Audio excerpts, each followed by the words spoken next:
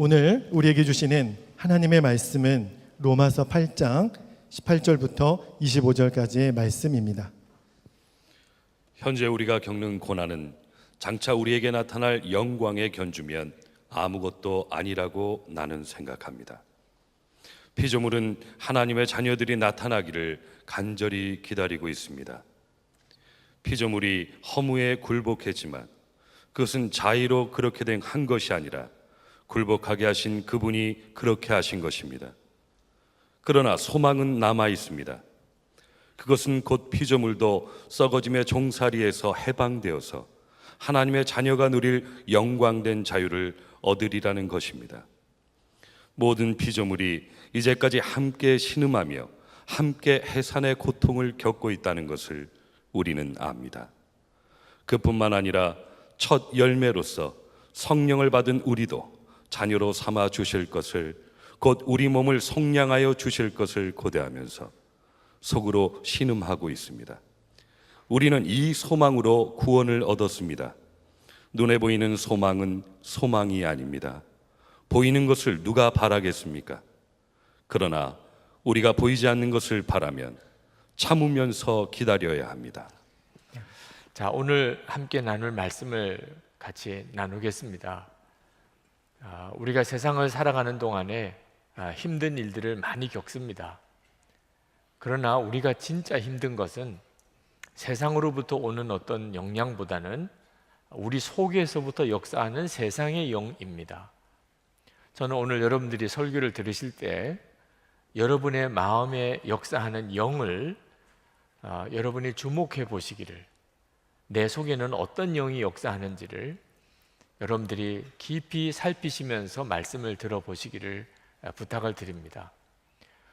로마서 8장 15절에 보면 우리 안에는 두 영이 역사한다고 말씀하고 있습니다. 여러분은 또다시 두려움에 빠뜨리는 종살이의 영을 받은 것이 아니라 자녀로 삼으시는 영을 받았습니다. 두려움에 하는 종살이의 영과 또 하나님의 자녀라고 이렇게 믿어지게 하는 영이 우리 안에서 역사한다는 것을 말씀합니다. 교회는 다니면서도 그 속의 중심에는 이 무서워하는 종살이의 영을 가지고 사시는 분들이 꽤 있습니다. 예수님께서 말씀하신 탕자의 이야기에 나오는 탕자가 그렇습니다. 아버지가 계십니다. 그 아버지는 사랑이 많으신 아버지십니다. 그런데 이 탕자는 스스로 생각하기를 나는 아버지의 아들이라고 말할 자격이 없어. 나는 그저 품꾼의 하나로 써주시기만 해도 좋겠어. 그런 마음을 가지고 아버지에게로 돌아옵니다. 지금도 오늘도 교회에 오셨지만 마음 속에는 그런 생각을 하시는 분들이 지금 이 자리에도 계실 겁니다. 하나님이 나를 기뻐하실까? 나를 알기는 아실까? 내가 그동안에 살았던 것, 내가 그동안 저질렀던 죄 때문에 하나님께서 내 기도는 들어주시지 않으실 거야. 교회는 나오셨는데도 하나님을 아버지라고 부르시기도 하면서도 실제로 마음으로는 하나님이 왠지 아주 거리가 멀리 느껴지고, 하나님은 왠지 무섭게 여겨지고, 하나님은 나에게 사랑과 친밀함으로 다가오지 않으시는 것 같은 느낌을 가지시는 분들, 무서워하는 종살이의 영을 가지고 지금 하나님을 섬기고 계시는 것입니다. 여러분, 이 생각은 도무지 바꾸어지지 않습니다. 여러분이 이 생각을 내가 바꿔야 되겠다, 내가 이제 하나님을 아버지라고 생각해야 되겠다, 그러신다고 여러분이 하나님을 아버지라고 믿어지고 하나님이 친밀해지는 게 아닙니다. 오직 성령께서만 그 일을 하실 수 있습니다. 지금 여러분 안에 성령이 임하실 때만, 그분이 양자의 영이시기 때문에 여러분이 하나님이 아버지라고 믿어지고 하나님이 여러분에게 너무나 친밀하게 여겨지는 역사가 일어나게 됩니다. 그러므로 여러분이 하나님이 정말 아버지라고 믿어지지 않으시는 분, 또는 아버지라고 입으로 말은 하지만 실제로는 먹고 사는 걱정이 너무 많은 사람, 그럼 고아지요. 내가 내 생활을 책임져야 되는 사람, 내가 약하면 우리 가족 다 죽는 줄로 생각하는 사람, 실제로는 하나님이 아버지시고 나와 함께 계시다는 것을 안 믿는 거죠. 무서워하는 종살이의 영을 가지고 사는 겁니다. 이러신 분들은 성령님을 구하셔야 됩니다. 성령님께 구하셔야 돼요. 성령님, 제게 역사해 주옵소서. 성령님만이 여러분들로 하여금 먹고 사는 걱정에서 여러분을 해방시켜 주십니다. 아버지가 나를 책임져 주시니까, 나에게는 아버지가 계시니까 더 이상 먹고 사는 것 때문에 어떻든지 이 세상에서 성공해야 되겠다, 어떻든지 이 세상에서 내가 뭔가를 좀 움켜쥐고 살아야 되겠다 하는 염려가 내 속에서 떠나가게 됩니다. 성령께서 역사하시면 그렇게 됩니다. 이제부터는 하나님을 위해서 살고 싶어집니다. 그리고 다른 사람을 위해서 살고 싶어집니다. 이건 놀라운 기적입니다.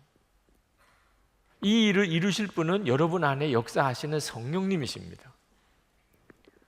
고린도후서 5장 15절을 보면, 그가 모든 사람을 대신하여 죽으심은 살아있는 자들로 하여금 다시는 그들 자신을 위하여 살지 않고 그들을 대신하여 죽었다가 다시 살아나신 이를 위하여 살게 하려 함이라.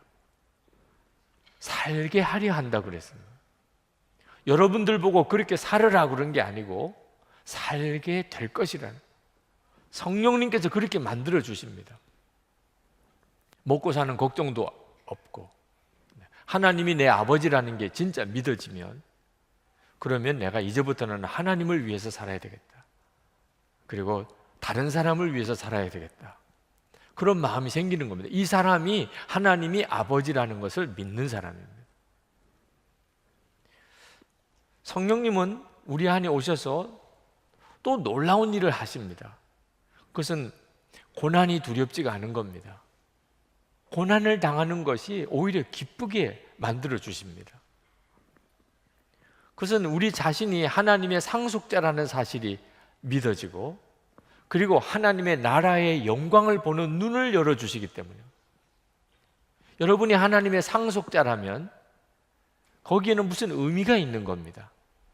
하나님의 나라가 없다면 상속자가 무슨 의미가 있겠습니까? 근데 성령께서 이 시간에 여러분에 오셔서 여러분이 하나님의 상속자고 여러분의 하나님의 나라가 얼마나 영광스러운가를 하나님이 눈을 열어 보여주시면, 그러면 그 하나님의 나라를 위해서 고난을 당하는 것이 전혀 무섭지가 않습니다. 오히려 그 일이 기쁩니다. 하나님의 자녀된 자의 놀라운 특징입니다. 18절 말씀에 현재 우리가 겪는 고난은 장차 우리에게 나타날 영광에 견주면 아무것도 아니라고 나는 생각합니다. 장차 우리에게 나타날 영광을 보는 눈을 열어주는 거예요, 성령님께서. 디모데후서 3장 12절에 이렇게 말씀했습니다. 무릇 그리스도 예수 안에서 경건하게 살고자 하는 자는 박해를 받으리라. 여러분, 이 말씀이 얼마나 무서운 말씀입니까? 예수 그리스도 안에서 경건하게 살려고 하는 자는 박해를 받을 것이다. 그러면 예수 믿고 싶은 사람이 누가 있겠습니까?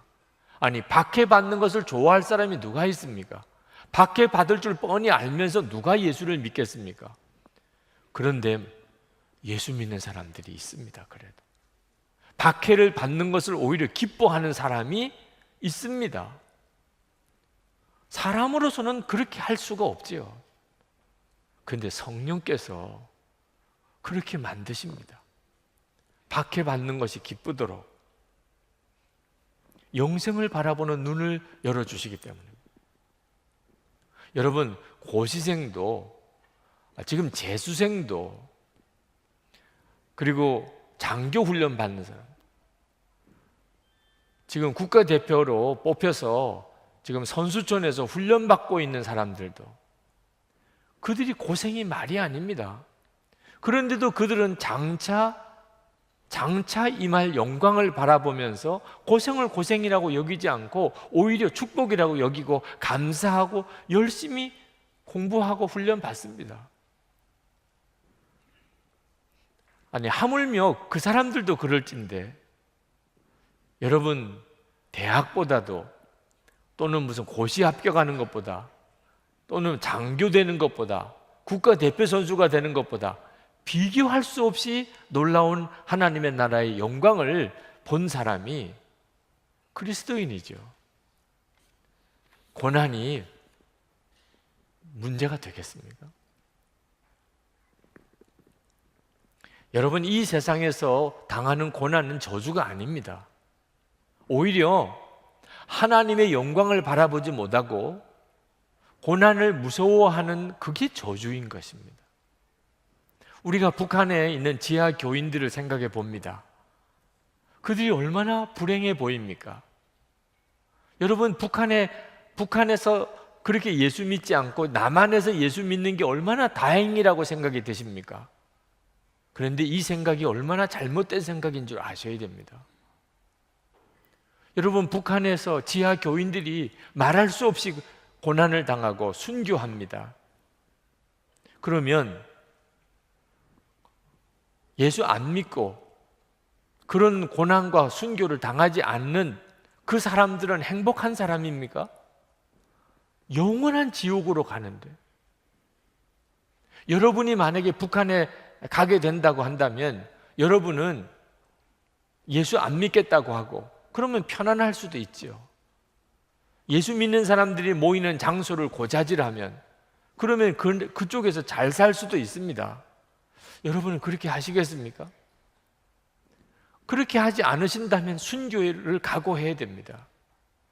여러분은 어느 쪽을 택하시겠어요?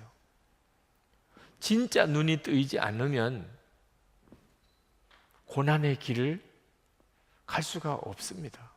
그러나 진정한 하나님의 은혜의 눈이 열리고 나면 더 이상 고난은 고난이 아닙니다.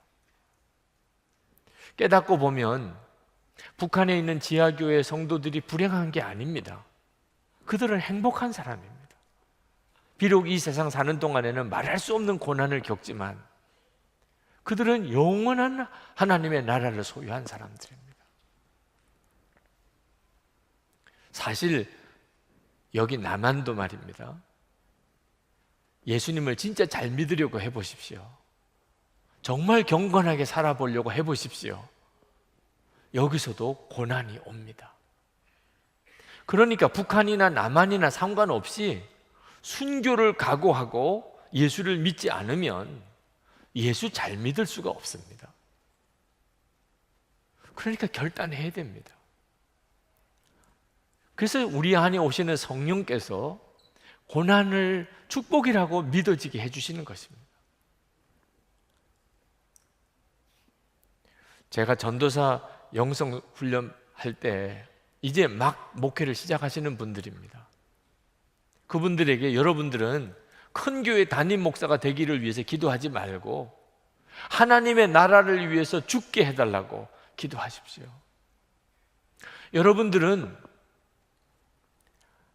아무도 안 가는 데가 있으면, 아무도 가기 싫어하는 데가 있으면 하나님 저를 보내주세요. 그렇게 기도하십시오. 그렇게 말씀을 전했습니다. 이제 막 목회를 시작하시는 분들에게, 그 전도사님들에게 너무 가혹한 이야기가 아닐까 하는 생각이 들만한 이야기입니다.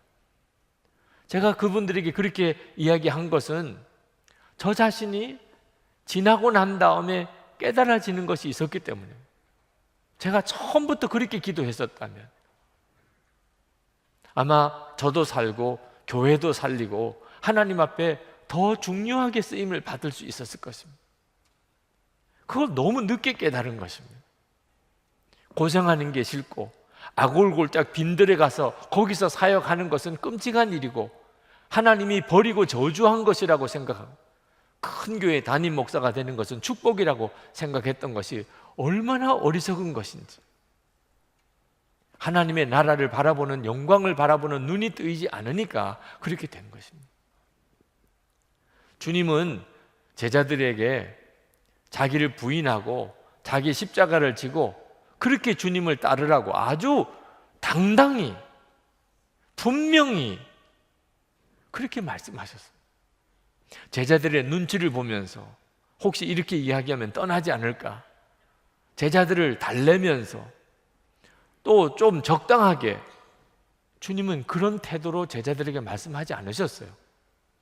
예수님은 제자들에게 이제부터 내 제자가 되면 고난을 받을 것이다 분명히 말씀하셨어요. 저는 제 아내에게 결혼해달라고 프로포즈 할 때 나와 결혼해 주세요, 내가 당신을 행복하게 해줄 것입니다, 그런 프로포즈 못했어요. 낭만적인 그런 프로포즈 못했어요.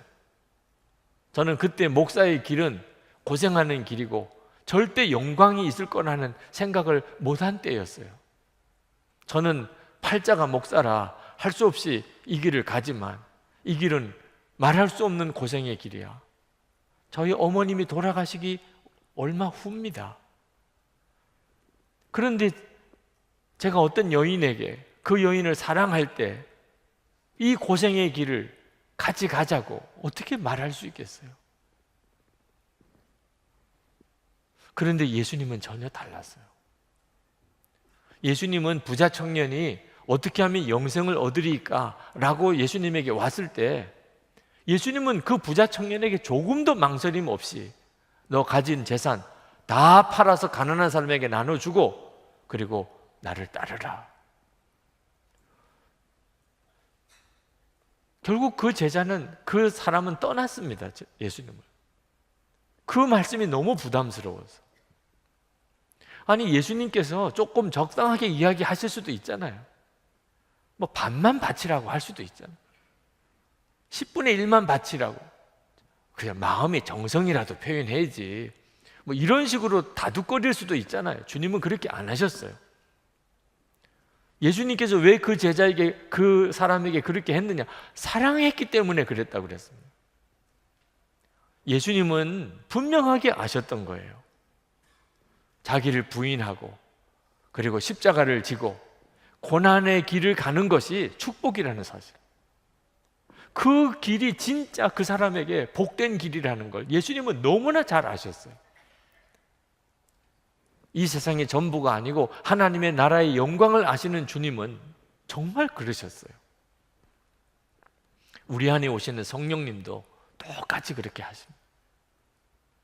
그러므로 고난이 너무 무섭고 박해를 받는다는 게 너무 끔찍하게 생각되시는 분, 여러분 안에 무서워하는 종살이의 영으로 여러분이 신앙생활하고 있기 때문에 그런 것입니다.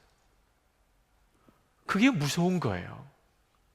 진짜 무서운 건 바로 그겁니다. 여러분 안에 무서워하는 종살이의 영, 이 세상의 영이 여러분을 실제로 이렇게 끌고 가고 있는 겁니다. 여러분이 성령을 바라보시면, 성령의 역사를 갈망하시면 놀라운 변화가 여러분의 마음에서 일어나게 됩니다. 여러분, 이 세상에서 성공하고 이 세상에서 잘 되는 것만을 바라고 예수를 믿는 것은 여러분이 아직 진짜 예수님을 믿는 게 아닙니다. 여러분이 예수님을 믿는 순간에 이미 여러분은 완전히 행복한 사람입니다. 예수님을 믿는 순간에 말입니다. 여러분, 모든 죄가 사함을 받고 그리고 여러분이 의롭다고 인정받고 하나님의 자녀가 되고 지옥에 갈 수밖에 없는 사람이에요. 그리고 여러분 속에 주 예수님이 임하시고 여러분이 영생을 얻었습니다. 그렇다면 무엇이 더 필요합니까? 진짜 예수님 한 분이면 이제 충분하잖아요. 예수 믿을 때 여러분에게 주어지는 은혜요, 축복입니다. 이 세상에 있는 거 주셔도 그만, 안 주셔도 그만인 겁니다, 사실. 이제는 진짜 주님을 위해서만 살고 싶습니다. 성령께서 그렇게 만드십니다. 오늘 이 시간에도 예배를 드리실 때 여러분 안에 성령님께서 그렇게 여러분에게 역사하시고 계십니다. 성령님께서 역사하시는 것은 또 하나 있습니다. 그것은 우리로 하여금 기다리는 사람이 되게 하는 것입니다. 19절 말씀에 보면 모든 피조물은 하나님의 자녀들이 나타나기를 간절히 기다리고 있습니다. 그렇게 말씀하고 있습니다. 여러분, 이 세상에 있는 모든 자연의 피조물들이 다 우리 주님의 날이 임하기를 기다리고 있다는 겁니다. 그것은 아담과 하와가 선악과를 따먹고 타락했을 때 이 세상에 있는 모든 피조물도 다 저주를 받았습니다. 우리가 눈에 보기에 이 세상 자연이 여전히 지금도 좀 아름다워 보이고, 또 어떤 때는 정말 너무나 정말 웅장해 보이고 멋있어 보이지만, 이 자연 속으로 들어가 보면 그들은 썩어짐의 고통을 당하고 있습니다. 그 속에 들어가면 다 죽어가는 고통이 있습니다.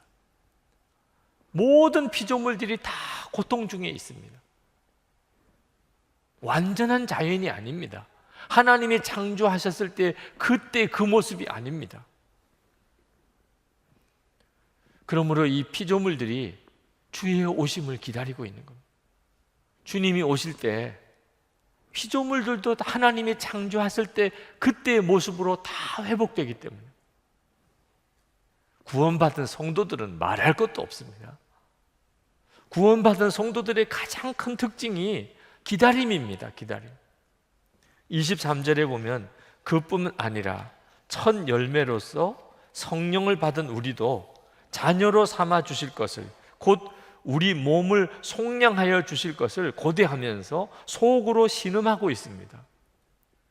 여러분, 구원받은 성도들은 마음에 주님의 오시는 날을 고대하고 있습니다. 주님의 오심을 기다리고 있습니다. 왜? 지금 신음하고 있기 때문입니다. 우리는 성령을 이미 받았습니다. 그래서 우리 속에 새 생명의 역사가 일어나고 있습니다. 그렇지만 여전히 우리의 육신은 육신의 정욕, 안목의 정욕, 이생의 자랑, 혈기, 이기적인 욕심, 음란 방탕한 욕망, 끊임없이 우리는 내적인 싸움을 싸우고 있습니다. 왜 나는 이 모양이지요? 왜 나는 이렇게밖에 생각이 안 되는 거지요? 왜 이런 생각이 떨쳐버려지지 않는 거지요? 많은 성도들이 이 육신으로 인하여 내적으로 엄청난 좌절과 근심을 가지고 있습니다. 언제쯤이면 이 죄의 육신의 욕구에서 우리가 노임을 받을 수 있을까요? 언제쯤이면 우리는 온전히 거룩해질 수 있을까요? 주님이 오실 때, 주님이 오실 때 우리 몸도 온전해질 것이라고 하셨거든요. 그러니까 성도들은 한결같이 마음에 주님이 오시는 날을 사모하고 있는 것입니다. 이것이 성령님의 역사입니다. 우리가 하나님의 자녀이니까 주님의 날은 우리들에게 영광스러운 날입니다. 우리가 성령님의 역사하심 속에 살면 반드시 그렇게 됩니다. 그래서 24절, 25절에 이렇게 말씀합니다. 눈에 보이는 소망은 소망이 아닙니다. 보이는 것을 누가 바라겠습니까? 그러나 우리가 보이지 않는 것을 바라면 참으면서 기다려야 합니다. 이 말은 우리의 소원이 이 세상에 있지 않다는 뜻입니다. 우리는 더 이상 이 세상에서 잘 먹고 잘 사는 것을 소망하며 사는 사람이 아닙니다. 우리는 주님이 오시는 날을 바라보면서 삽니다. 그래서 우리가 이 세상에 사는 동안에 힘든 일이 있고 핍박이 있고 유혹이 있고 시련이 있어도 기다리는 것입니다. 기다릴 수 있는 겁니다. 소망이 있기 때문이죠. 인내라는 것이 굉장히 중요한 성령의 열매입니다. 오래 참음이라고 그랬습니다. 우리가 하나님 앞에 갔을 때 성도의 특징 중에 하나가 인내입니다. 요한계시록에 보면 나옵니다. 요한계시록 14절 12절만 읽어보겠습니다. 요한계시록 14장 12절에 성도들의 인내가 여기 있나니 저희는 하나님의 계명과 예수 믿음을 지키는 자니라. 이 인내, 기다림에 대한 것은 성경에 너무나 많이 나와 있습니다. 이 사람이 성도인지 아닌지는 그 기다림을 보고 아는 것입니다. 여러분이 여러분 속에 하나님의 나라에 대한 기다림이 얼마나 중요한 건지 인생을 보는 눈이 새로워져야 비로소 온전히 깨달아집니다. 예수를 믿는 성도들 중에도 주님의 날에 대한 기다림이 없는 사람들이 있습니다. 그것은 마음이 세상의 영에 의하여 사로잡혀 있기 때문입니다. 여러분 서점에 가보시면 지그지글러의 정상에서 만납시다, 그런 유의 책들이 많습니다. 세상은 인생을 정상을 정복하는, 산을 정복하는 것에 그렇게 이해하고 비유하고 가르칩니다. 어린애부터 어른들에 이르기까지 다 성공해야 됩니다. 남보다 뛰어나야 됩니다. 1등 해야 됩니다. 좋은 학교 가야 됩니다. 좋은 직장 얻어야 됩니다. 좋은 집 사야 됩니다. 좋은 차 타고 다녀야 됩니다. 이 세상이 우리에게 계속해서 말해주는 메시지입니다. 인생은 그런 건 줄 아니까 다 인생이 망가져 버리는 것입니다. 너무너무 고통스럽게 인생을 살아가는 것입니다. 인생이 그게 아닙니다. 인생은 산을 정복하는 게 아니고 광야를 지나가는 것입니다. 여러분에게 책을 하나 소개해 드리려고 합니다. 광야를 읽다라는 책입니다.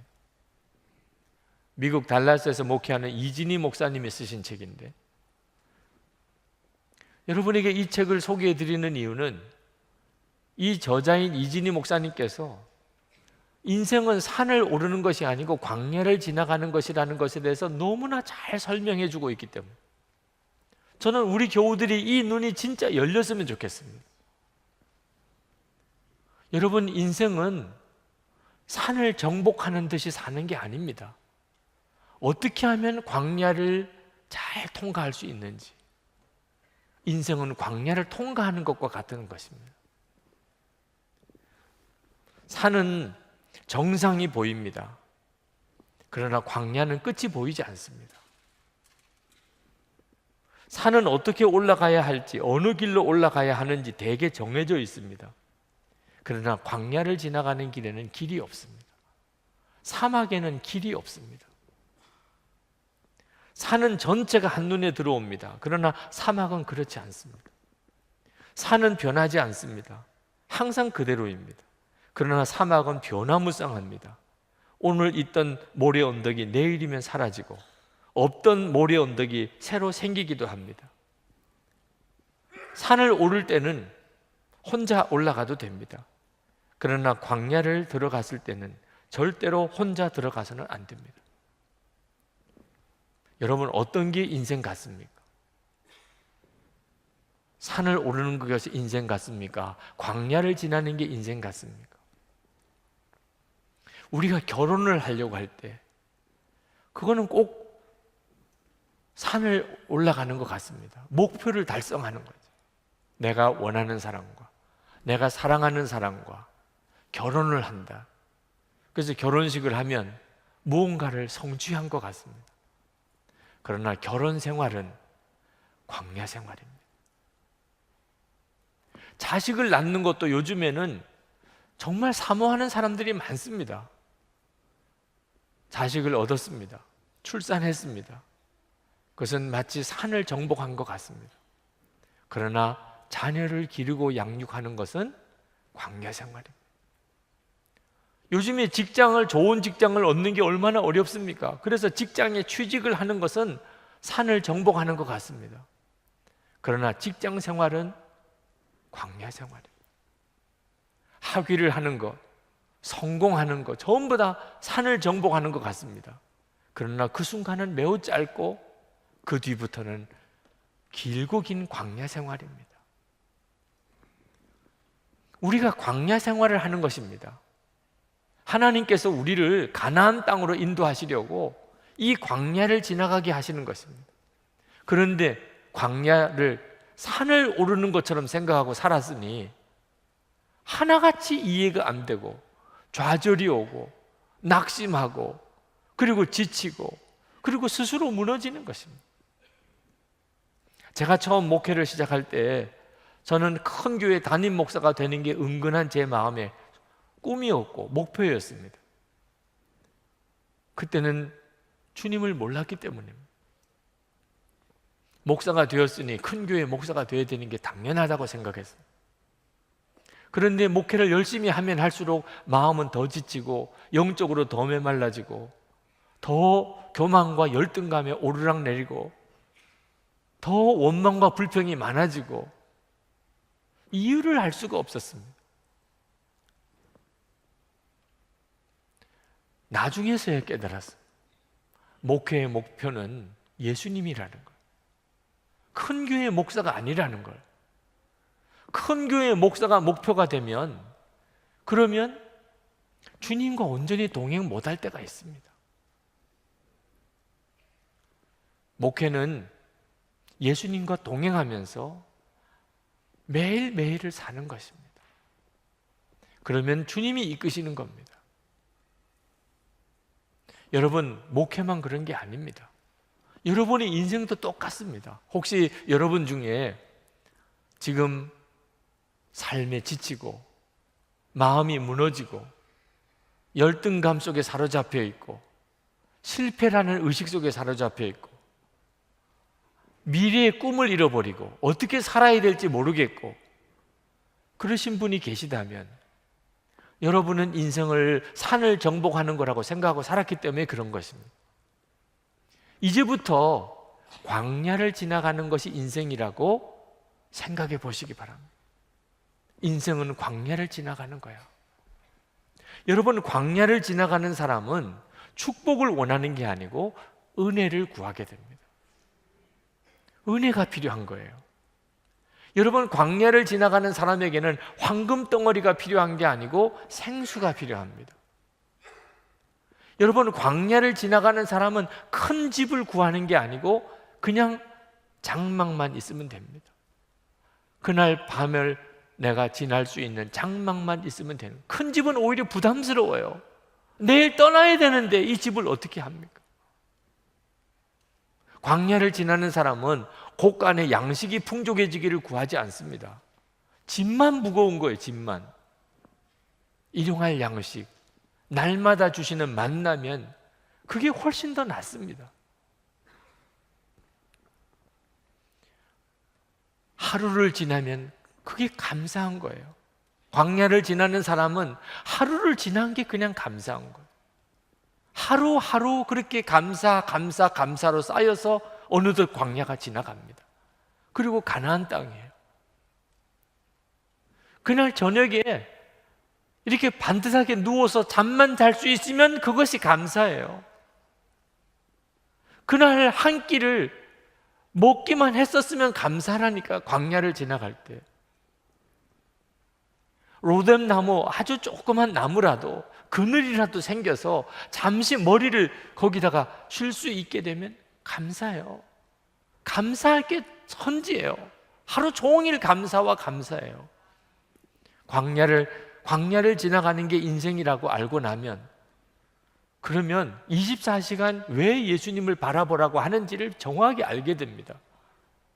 24시간 예수님을 바라보는 거. 그러면 광야 생활 중에 그는 편안해요. 그것으로 충분해요. 광야는 길이 없어요. 그러나 안내자가 길이에요. 예수님이 함께 계시면 두려움이 없어요.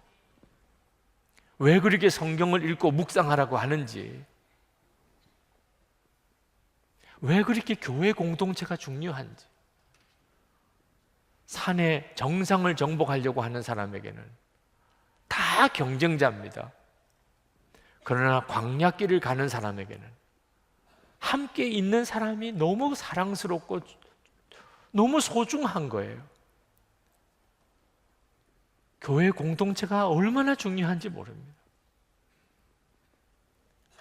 여러분의 인생은 하나님께서 가나안 땅에 들어가게 해주시기를 바라면서 하나님이 인도하시는 거예요.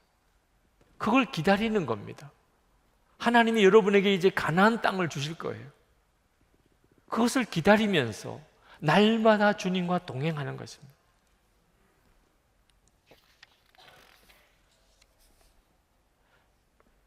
비로소 하나님의 사람들이 왜 그렇게 살았는지를 알게 됩니다. 저분이 왜 그렇게 살았는지. 여러분, 손양원 목사님 잘 아시는 분이니까 예를 들어 보겠습니다. 손양원 목사님은 평생 한센시병 환자, 나 환자들이시죠. 그분들을 위해서 목회했습니다. 일제시대 때 6년 동안 감옥살이 했습니다. 신사참배 문제 반대할. 여순 반란 사건 때 두 아들 공산당에게 총살당했습니다. 그런데 그 두 아들 죽인 원수를 양자 삼았습니다. 손양원 목사님은 도대체 어떻게 되신 분이길래 이렇게 살 수 있었습니까? 손양원 목사님이 주의 날의 영광을 바라보는 사람이었거든요. 기다림이 있는 사람이었습니다. 손양원 목사님이 지으신 복음성가가 하나 있습니다. 주님 고대 갑니다. 낮에나 밤에나 눈물 머금고 내 주님 오시기만 고대합니다. 가실 때 다시 오마 하신 예수님, 오 주여 언제나 오시렵니까? 고족하고 쓸쓸한 빈 들판에서 희미한 등불만 밝히어 놓고 오실 줄만 고대하고 기다리오니 오 주여 언제나 오시렵니까? 먼 하늘 이상한 구름만 떠도 행여나 내 주님 오시는가 해 머리 들고 멀리 멀리 바라보는 마음, 오 주여 언제나 오시렵니까? 내 주님 자비한 손을 붙잡고 면류관 벗어들고 찬송 부르면 주님 계신 그곳에 가고 싶어요. 오 주여 언제나 오시렵니까? 신부되는 교회가 흰옷을 입고 기름 준비 다 해놓고 기다려오니 도적같이 오심하고 하신 예수님, 오 주여 언제나 오시렵니까? 천년을 하루같이 기다린 주님, 내 영혼 당하는 것 볼 수 없어서 이 시간도 기다리고 계신 내 주님, 오 주여 이 시간에 오시옵소서. 손양원 목사님 안에 계신 성령께서 손양원 목사님에게 계속해서 바라보아야 될 걸 바라보게 하신 겁니다. 주님의 날의 그 영광을. 그러니까 손양원 목사님이 그렇게 살아가신 거예요. 오늘 이 시간에 여러분들에게 여러분의 심령 속에 역사하는 영을 한번 분별해 보기를 제가 말씀드리고 싶습니다. 여러분의 속에는 어떤 영이 역사하고 있습니까? 혹시 무서워하는 종살이의 영으로 아직도 살고 계시지는 않습니까? 그 돈 걱정하느라고 먹고 사는 그 걱정 때문에 한 번도 누군가를 제대로 사랑해 준 적도 없고 그렇게 고난이 무서워서 그렇게 박해받는 게 무서워서 하나님 말씀대로 한 번 제대로 살아보지도 못했고 주님의 재림은 생각도 못하고 완전히 세상에 빠져서 세상만 바라보고 그렇게 허겁지겁 하루하루 그렇게 살아가시고 있다면 여러분은 지금 여러분의 심령 속에 역사하는 영을 걱정해야 하는 것입니다. 무서워하는 종의 영으로 살고 있는 거예요. 여러분 이제 돌이켜야 됩니다. 여러분 이제 진짜 성령님을 바라보셔야 돼요. 성령님이 역사하시도록 그렇게 살아야 됩니다. 주님의 영광을 바라보게 해 주옵소서. 여러분이 정말 그렇게 구해야 돼요. 여러분이 먹고 사는 걱정 다 내려놓고 오직 주님을 위해서 이웃을 위해서 사랑하고 사는 거 여러분이 노력해서 되는 거 아닙니다.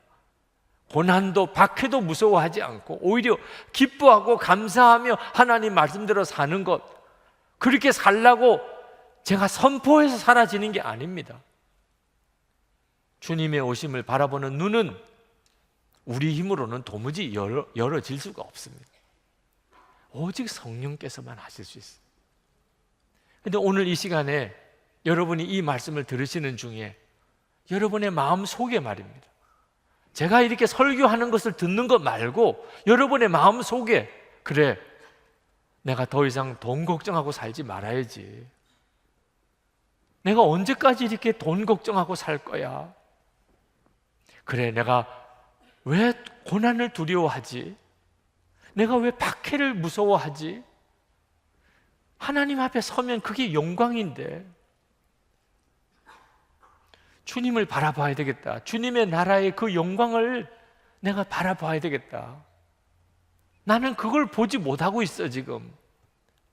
이런 생각이 여러분 속에서 조금이라도 일어나지 않았습니까? 주님이시군요. 성령님이시군요. 성령님 제 안에서도 역사하시네. 제가 오늘 드리는 이 설교를 들을 때 무슨 말인지 하나도 못 알아들으시는 분들, 그분들은 전도를 받으셔야 됩니다. 예수를 믿으시고 여러분도 영생을 얻게 되기를 축복합니다.